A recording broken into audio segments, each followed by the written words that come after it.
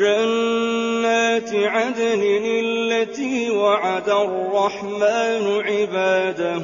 بالغيب إنه كان وعده مأتيا لا يسمعون فيها لغوا إلا سلاما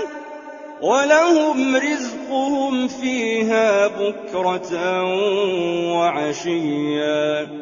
تلك الجنة التي نورث من عبادنا من كان تقيا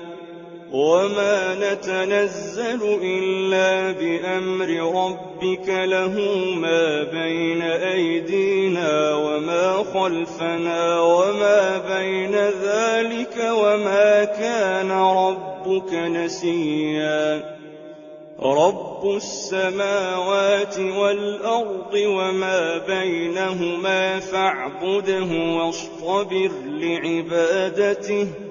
هل تعلم له سميا ويقول الإنسان أإذا ما مت لسوف أخرج حيا أولا يذكر الإنسان أنا خلقناه من قبل ولم يك شيئا فوربك لنحشرنهم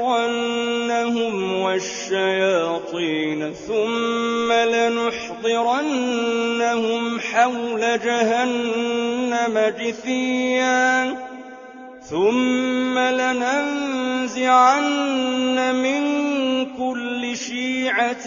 أيهم أشد على الرحمن عتيا